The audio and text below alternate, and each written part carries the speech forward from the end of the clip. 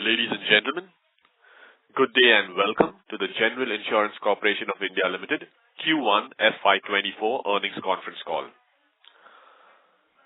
As a reminder, all participant lines will be in the listen-only mode, and there will be an opportunity for you to ask questions after the presentation concludes. Should you need assistance during the call, please signal an operator by pressing star then 0 on your touchtone phone. Please note that this conference is being recorded. I now hand the conference over to Mr. Vinay Sarda from Ernst & Young. Thank you, and over to you, sir.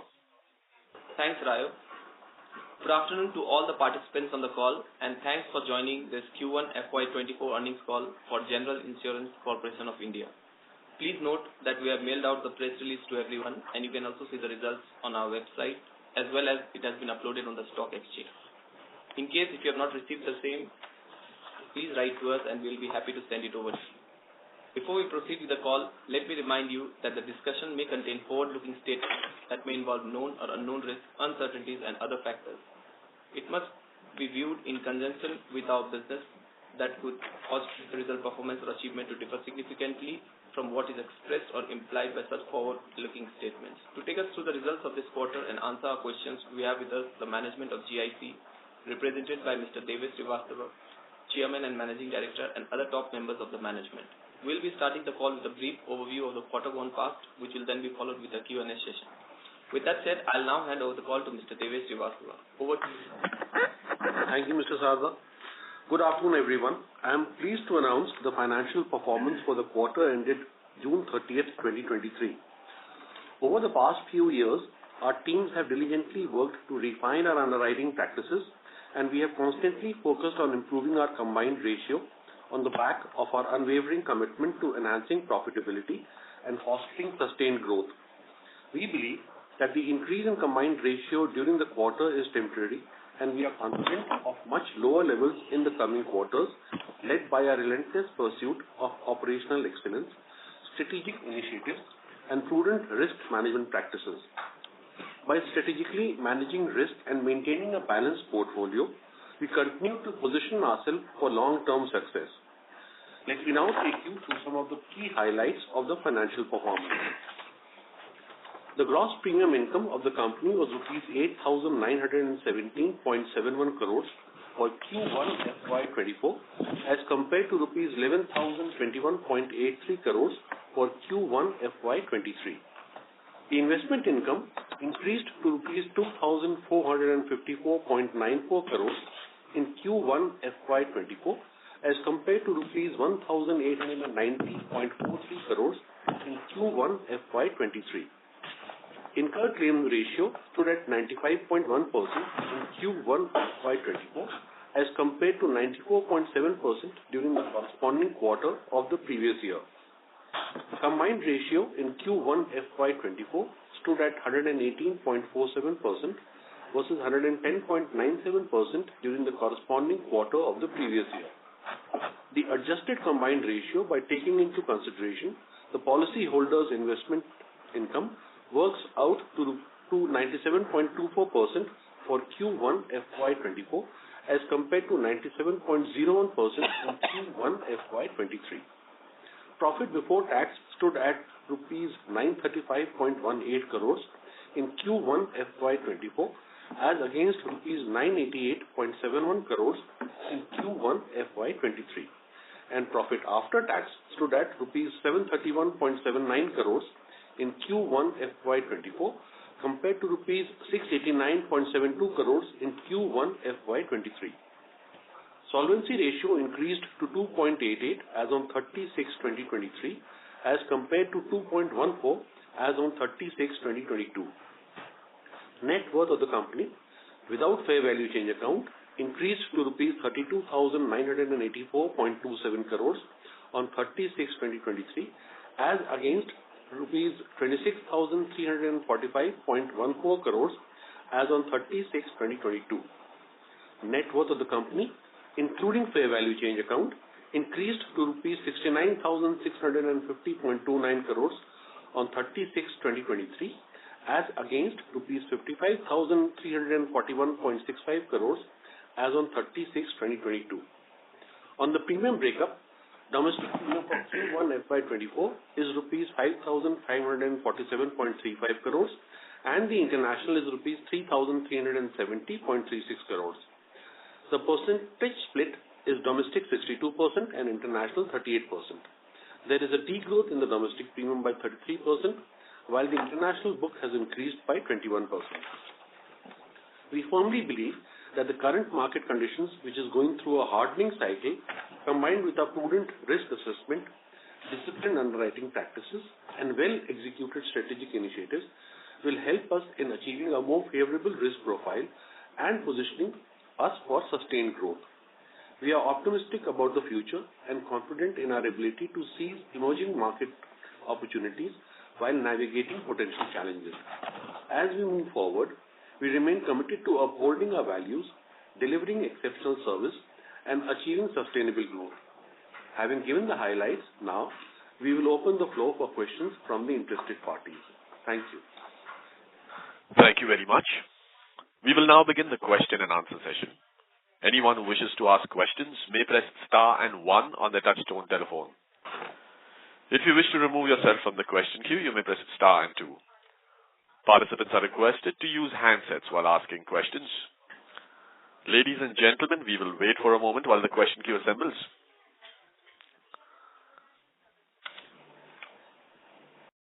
To ask questions, please press star and 1. The first question is from the line of Sanket Koda from Avendus Spark. Please go ahead. Thank you for the opportunity. Sir, my first question is on the growth. There is a significant drop in the crop insurance business. For example, last year you did around 2,700 crores of business in crop, and today you did only 620 crores in the same quarter. So it's more to do with the timing difference of recognition of the premium, or the country, most part of the country has adopted 80-110 rule, and therefore crop business has not come to the insurer. So just wanted to understand why it led to that such a shortfall. Sure, Sanket. We are happy to ask our CFO to give this. This is, as we mentioned in the notes as well, largely due to an IRDAI circular in which there is a change in the way we are to estimate our premiums, and that is what has led to this appreciable drop. So our CFO, Mrs. Ranade, will take you further on to this so that you can understand where it's coming from. Good morning, Sanketji.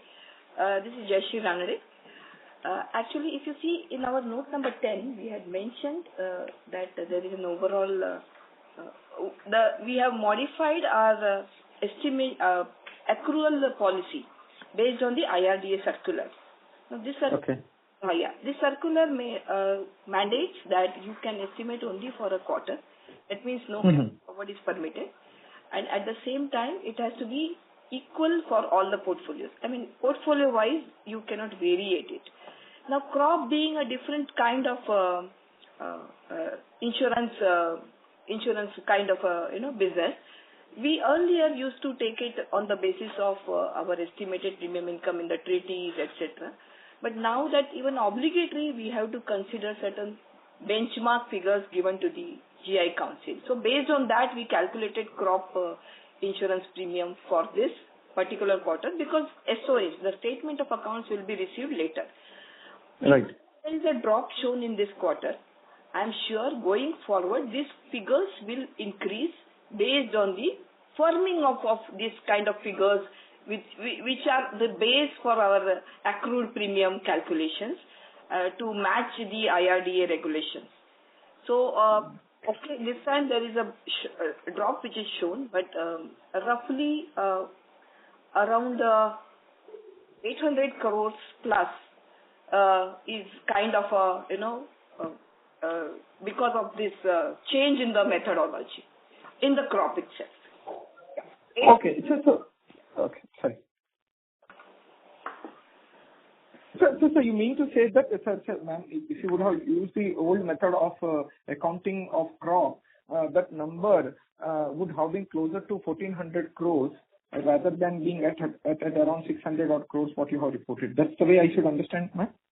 Yes. It could be slightly even more than that, but we have made a conservative calculation of those numbers, and it will be in the range of 1,500-1,600 crores. But since we changed the methodology for crop, this is what it is. In fact, if you see in the note number 10, we have told that we have given the disclosure also. Total impact of this change is 1,664 across all the classes, mainly domestic. So hence, yes, going forward in the next quarter, this crop figures will percolate into GI Council figures. So my obligatory will also go up. Even our SOAs will come, which will give me the 100% figures, etc. No, these are the modalities of our business, how the accounts are being taken into the books. So going forward, this figure will match up with kind of last year's figures. So which means that from full year point of view, last year we did around 5,000 crores of crop business. So a similar number we can expect to be continued for the entire FY24, sir? No? Sanket, it is here. Yeah. I think as Madam explained, the major driver of the figure is the premium estimation policy. The second important factor is the change in the market structure in terms of some of the states moving to alternate surplus sharing models, shrinking the premium. Apart from that, there is also softening in the market. I think part of the reason is the EOM circular encouraging some cedants who benefit from the way the EOM stipulation is to be reckoned by IRDA. Given the softening and the size of the market shrinking, there is some step back by GIC. So it is summation of all these four factors together. The first is the premium estimation, second is the movement of states, third is the softening because of EOM, and fourth is, since the pricing has become less attractive, a little step back by GIC. Okay, got it. Perfect, sir. So which means that compared to last year, given the market is not conducive, and also the market size for the reinsurer has shrunk because state have adopted 8110 rule. Then can we expect this number to be maybe decently lower compared to the last year? Like if you have done 5,000 crores last year, this year number could be, from a full year point of view, I'm saying this number could be lower, as low as 4,000 crores or much lower than that, sir. I think what you have mentioned is a decent figure. It can be lower by 15 to 20%. Got it. Perfect, sir. Perfect. And this accounting rule is not just only limited to crop; it is applicable to all products, right? Right, sir. That's the reason we see decline in most of the products except for the motor business in the current quarter.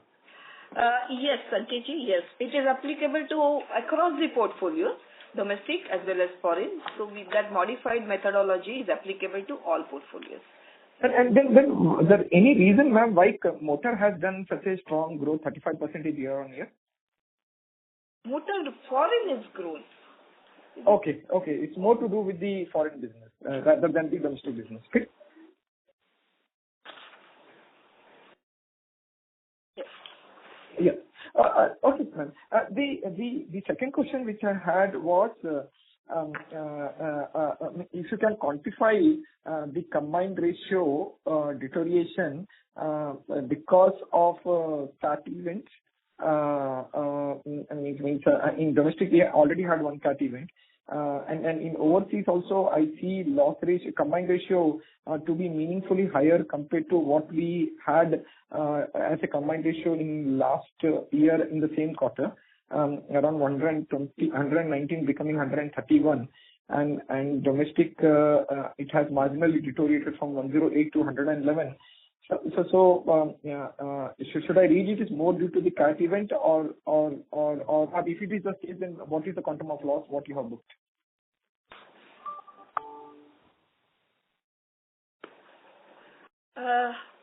Sankeji, one reason for the foreign portfolio's combined ratio increase.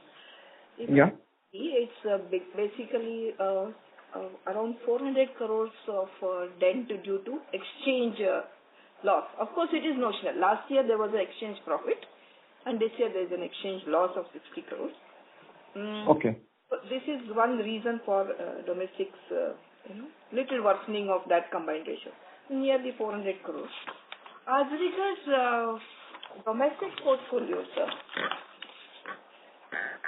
domestic is a small variation is there from 108 to 111.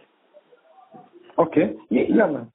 But the Gujarat floods, did it impact any numbers? The Gujarat cyclone, I meant to say, not floods. In fact, any impact you want to quantify which led to the deterioration in the combined? I'm Satish Bhatt here. Not much because we have not yet received much of the information. There are two things. One was the Biparjoy cyclone and the Uttarakhand floods. So we have made an implicit provision. So maybe in the Q2 we will have a clearer picture as to how much is attributed to that. But yes, to answer your question, we have slightly increased the loss ratios for property portfolio. But that is not the main reason why the slightly higher. That could be one of the reasons why your incurred loss ratio is higher for domestic portfolio. Okay. But would it be okay to quantify the provision what you have made for CAT, already reported CAT in the quarter one? No, we have not done any explicit provision. See, what happens is to make a provision, you need information that will be flowing from the cedents. So in the absence of any information, what we do is that the loss ratios that we consider for reserving, we do a markup on that, maybe 3-4% markup on the loss ratios to ensure that we have made some provision in Q1 itself in the absence of any information flowing from the cedents. So we will be able to quantify it only in the next quarter. Okay, got it, sir. Got it, perfect. And ma'am, on the exchange loss, means it's notional, right? Means if the currency behaves properly by end of the year, then this combined ratio of 131 in the overseas business will not remain to that extent, right? Sanketji, yes, this is one kind of factor for which the loss is increased. If you see the actual thing. Apart from that, motor and cargo has given little increased losses in foreign portfolio. Yes, but going forward, by end of the year, if exchange is, there is a small difference, 82 point something and 82 point something. That is why this loss has come. So because it is appreciated, Indian rupee is appreciated a bit. Going forward, if it is kind of again a little bit this depreciation, this will again exchange will be taken care of with that calculation. Yeah. The reason why I'm asking, ma'am, this question is that we have been highlighting that our overseas book has seen a decent amount of price hardening. We highlighted that point in the last quarter too. But the trend doesn't seem to be encouraging, at least in the overseas business, from first quarter number. So that's the reason I was just trying to check it's only because of the currency or even we can see a better combined ratio in the overseas business eventually. Sanket, the thing is that all the liabilities for the claims for all the period, total OSLR and IBNR get tagged to the new exchange rate. So, though we benefit for, say, January renewal on the exchange inward business for the period, the cumulative liabilities get reassessed at a new exchange rate, and it definitely creates a huge impact. Second variation can be attributed to the fact that even a small variation, say a 2% variation on a given quarter, given the small premium base gets pronounced for the given quarter.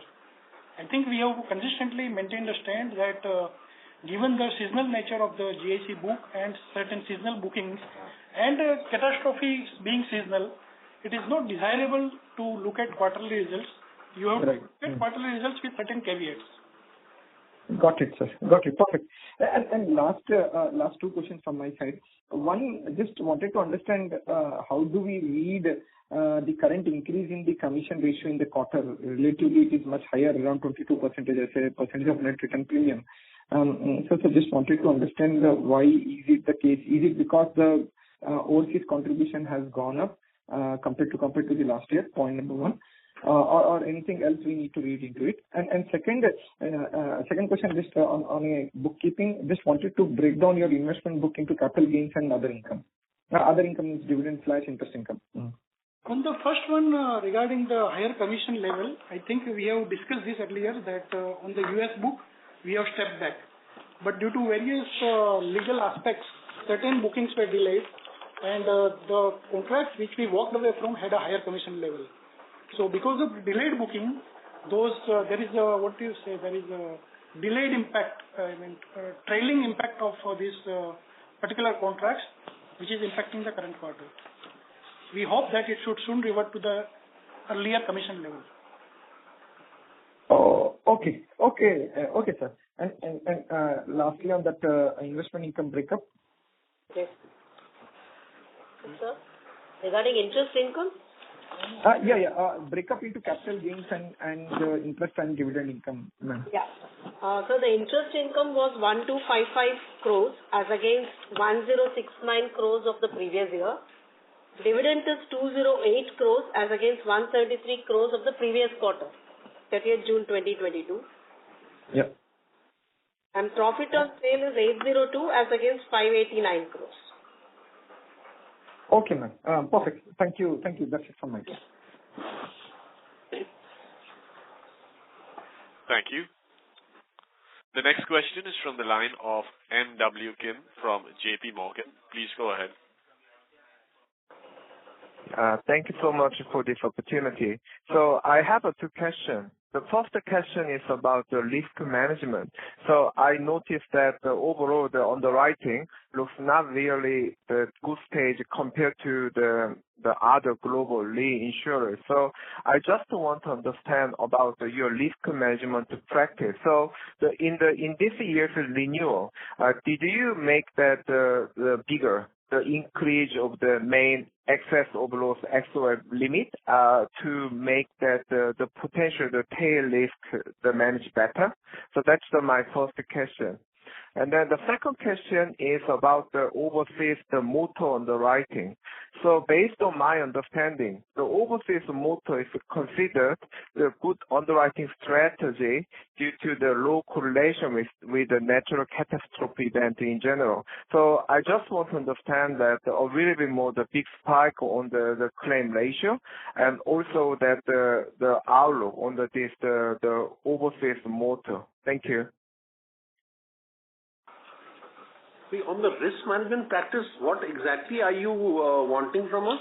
We were not very clear on that. Yeah, sure. So I want to know that whether you increase the XOL, the excess of loss, the point, in the case that the overall in a big mega event, you can make that your underwriting is not really have the big harmful. So that's my question. Okay, no, on that count, our deductible has remained the same from the previous year. There is no change at the point at which we purchase retro insurance. So that has remained the same. Does that answer your question?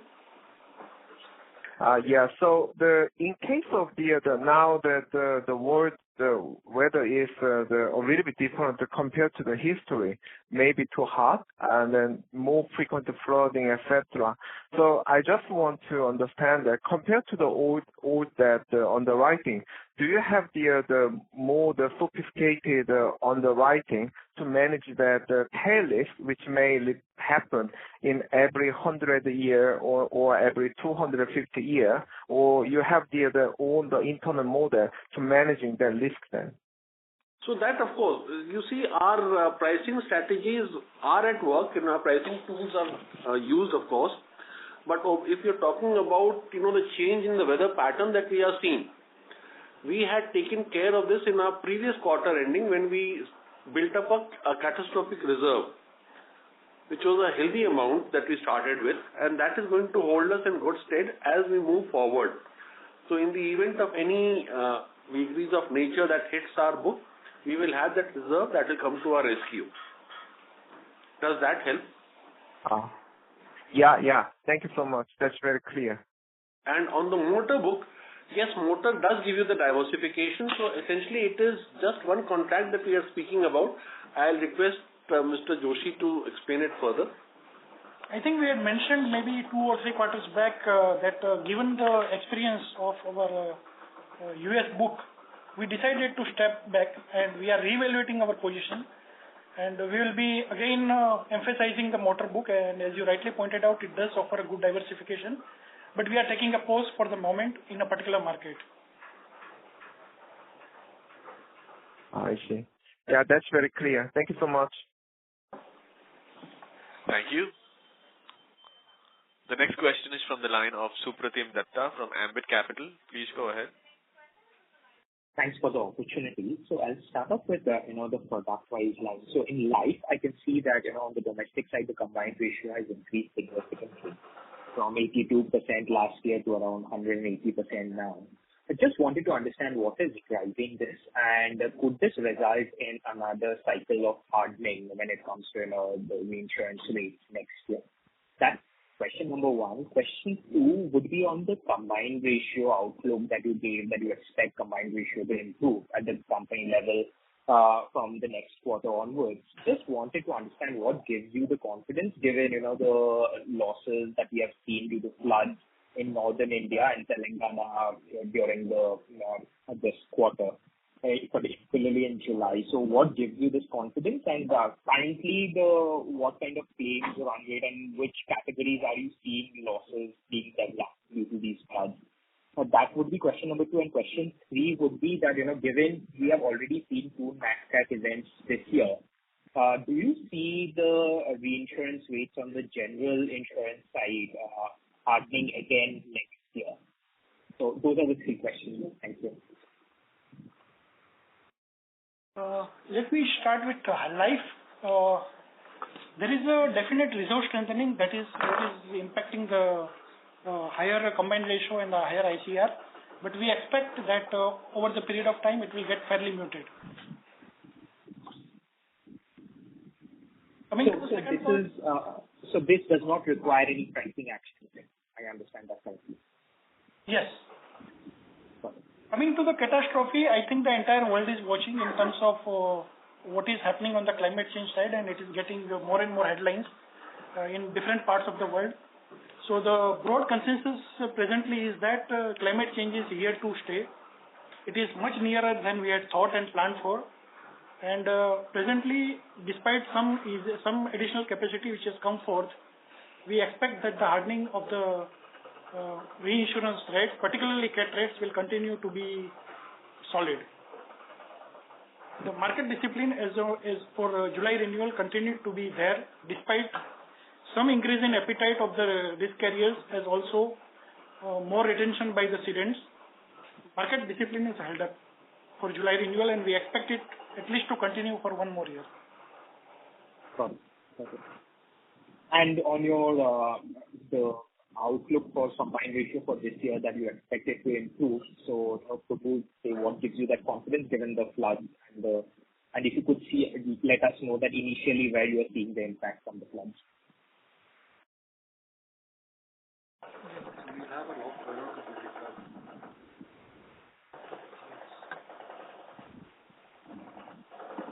I think we expect, based on our various underwriting measures and discipline and process improvements that we have carried out, that we will be improving in our underwriting performance year to year. This is, of course, subject to no major cat event, which is fully exposing our net, tweaking the results. So, given the trajectory that we have charted out for ourselves, we do expect that year on year there will be improvement.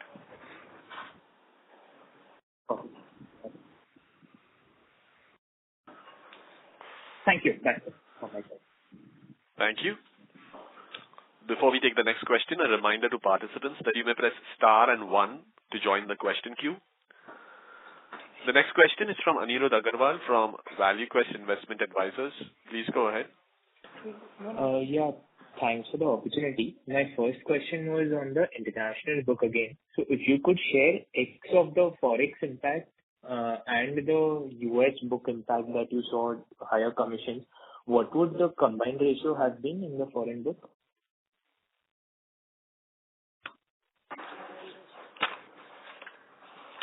Mr. Anirudh, if you see, in case of foreign book, our combined ratio is somewhere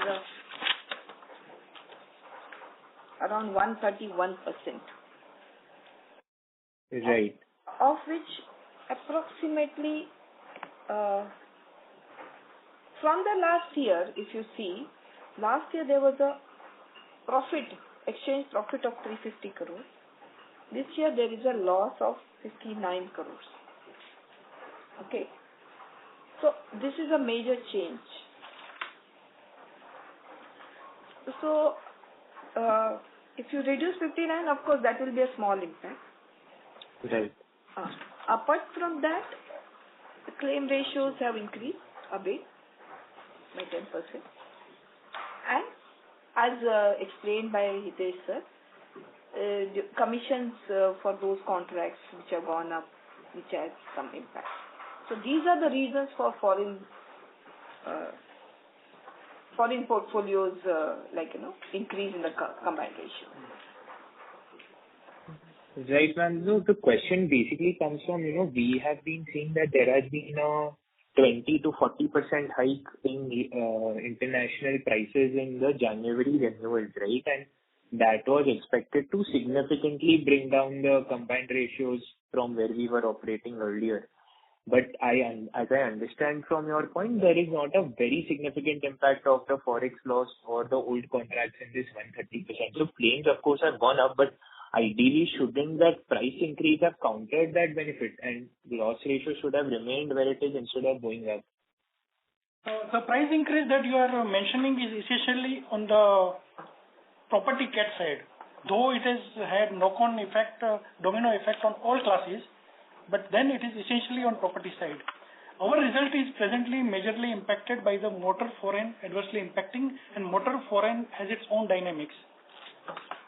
It does have a influence of the wider market, reinsurance market trend, but then that is not impacted and it is not hardening to the same extent as what other classes have seen. So to see the improvement in our performance, the hardening of the rate at January, you need to look at property and not at motor. Motor is where what we explained about a particular contract and a particular tailing and runoff effect of the particular contract and delayed booking, which I mentioned. If you could share the quantum of that impact of that contract? I think it will be difficult, But broad number, 100 crores, 200, 300 crores, any sense you can give us? If you can just superimpose motor figure for the current quarter over the previous quarter, you will get a good idea. Got it. Okay, understood. And so on the domestic side, how are you looking at combined ratio improvement as we go ahead? Because obviously on the domestic side also there is some amount of hardening that has already happened. And still broadly the combined ratio has only gone up versus last year, right? So what is the path that takes us to a 100% combined ratio in domestic? Obviously now some parts of the weather changes and NatCats are going to be, an everyday occurrence, the way climate change is moving and so on. So how do we get to a 100% combined ratio in domestic? I think whatever we have been doing, we have to continue on the same path. The only thing is that when the correction required was fairly huge, it could not have been done in a single year. And again, given the nature of the reinsurance business, where when a decision is taken, almost it takes around 8 quarters on a proportional treaty to get the changes in underwriting getting reflected in the financials. So it is the same thing essentially that entire world market, all risk carriers, whether it is retrocessioners or whether it is reinsurers or insurers, I think every single player in the risk management market is alive to the challenge of climate change.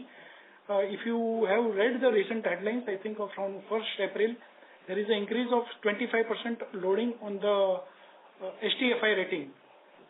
So market is alive and reacting to this. Though there was a relaxation on the main fire cover, there was a loading on this cat component of the premium by 25%. So I think market will be reviewing the position. All the carriers will be alive to the situation and will correct itself. But Mr. Agarwal, to add to what Mr. Joshi just said, if you see our 22-23 entire year results, our domestic combines are totally under control and within 100.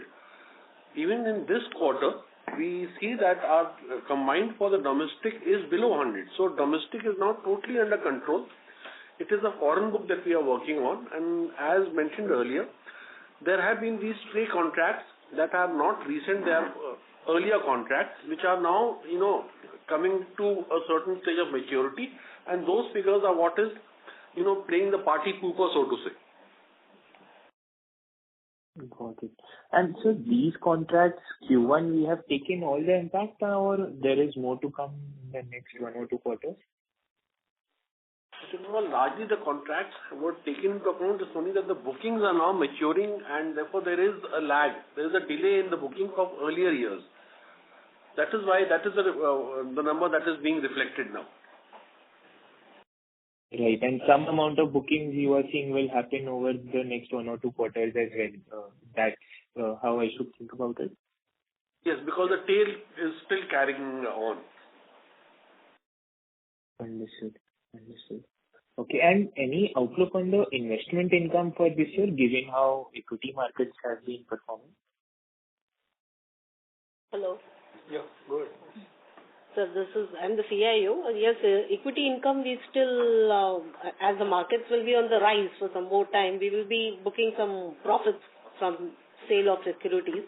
Will definitely be there, and we have a very stable fixed income portfolio also.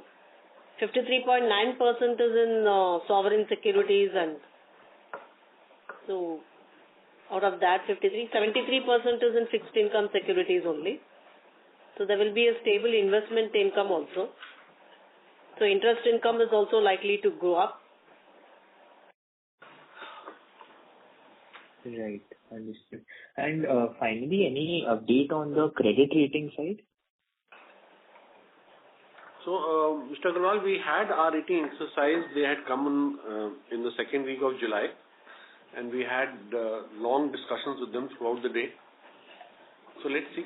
The toing and throwing of questions is going on, and we should be getting to hear from them. We are optimistic because they also acknowledge the fact that a lot of work has been done, and the numbers speak for themselves. Understood. Got it. Thanks a lot. That's it from my side. Thank you very much.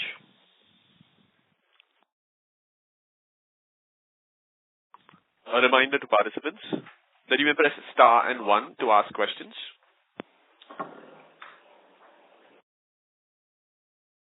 Ladies and gentlemen, to ask a question, please press star and 1 on your touchtone telephone.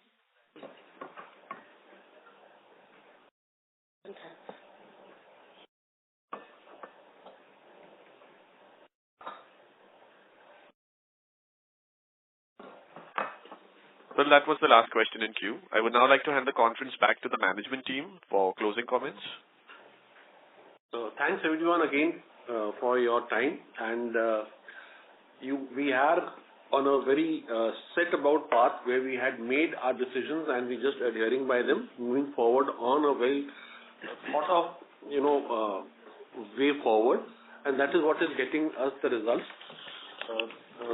And this trend is going to continue because, as we had earlier also mentioned, that it is a trend that you have to set in motion, and then it takes time for it to actually translate into numbers. So whatever we did 4, 5, 6, 7, 8 quarters ago is now getting into action, and those numbers are showing, and we hope to continue this trend. We have made a lot of course correction even in this time on the 1st of April renewals, which will hold us in good stead as the year develops. So we look forward to continue to make our portfolio much healthier and deliver better results quarter on quarter. Thanks again for your time, and wish all of you a very happy weekend. Thank you very much. On behalf of General Insurance Corporation of India, that concludes the conference. Thank you for joining us, ladies and gentlemen. You may now disconnect your lines.